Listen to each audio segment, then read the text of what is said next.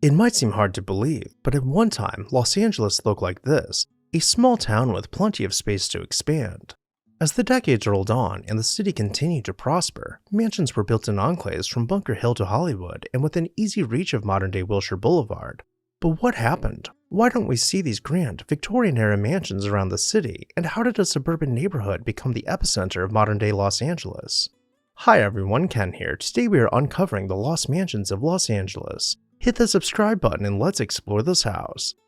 This episode is brought to you in part by Victorian Society in America. More on them later. To fully understand what happened, we need to go back to the beginning for a little bit of context.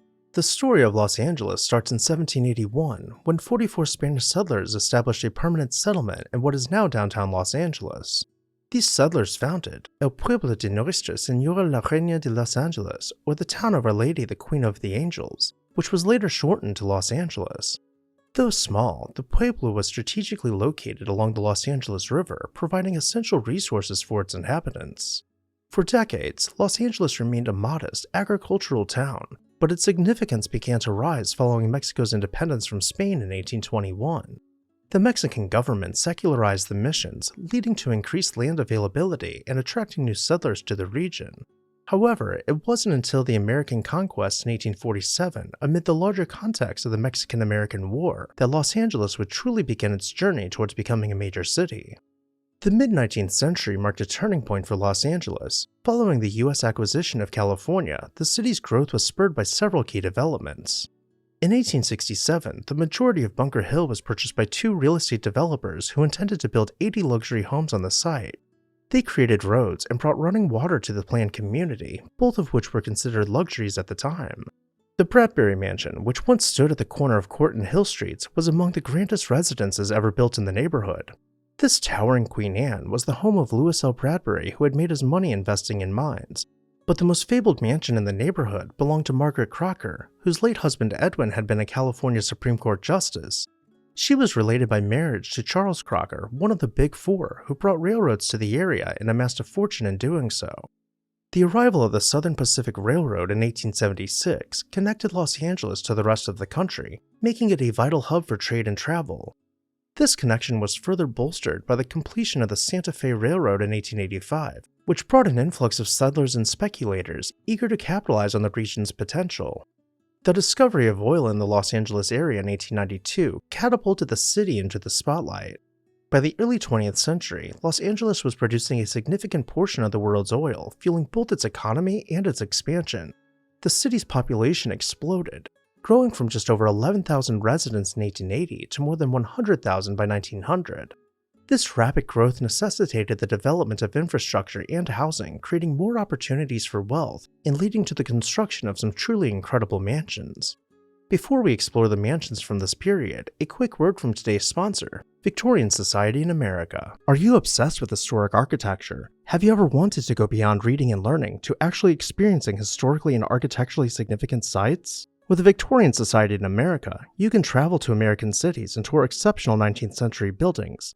Join the Victorian Society in America this October for an educational tour in St. Louis, Missouri. The itinerary is packed with exciting visits to key architectural sites, landscapes, and artistic gems in and around the greater St. Louis area.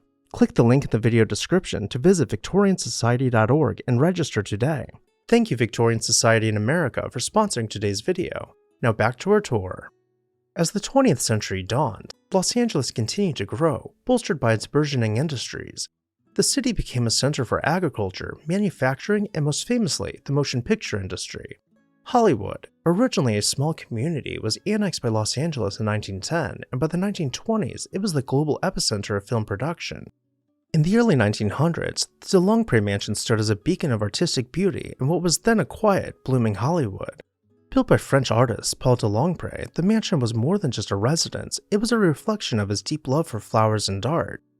Nestled on 3 acres of land on Cahuenga Boulevard, the Mission-style estate quickly became one of Los Angeles' first tourist attractions.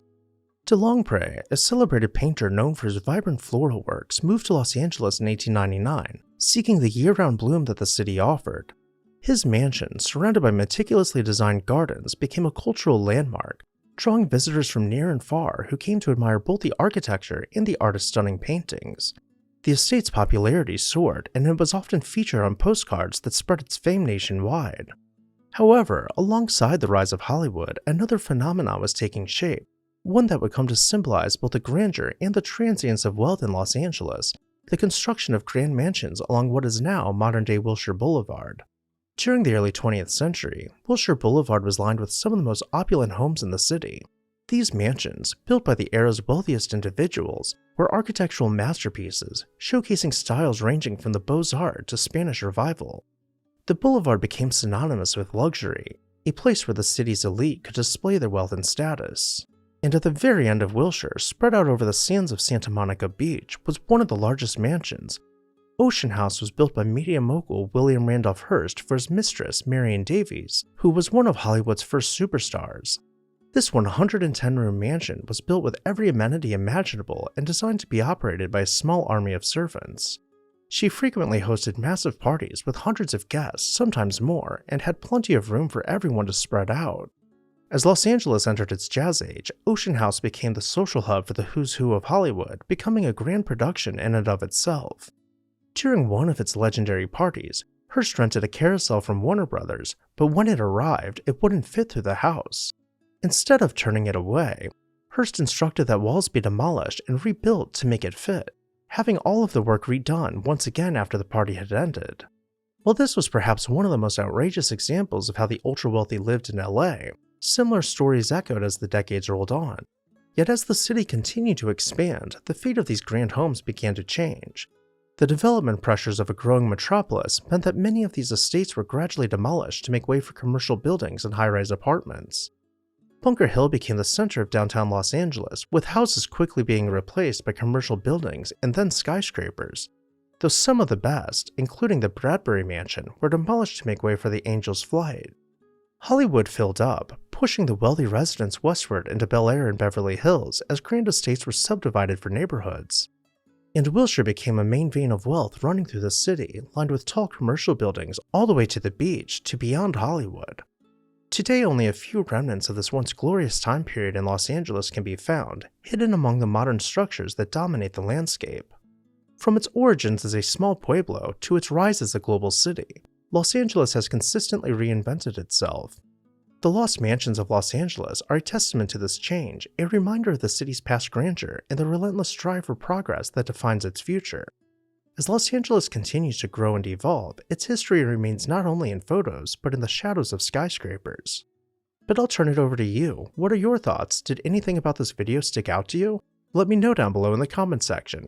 I'd also like to say a huge thank you to Victorian Society in America for sponsoring today's video. Check out their link in the video description to see upcoming tours.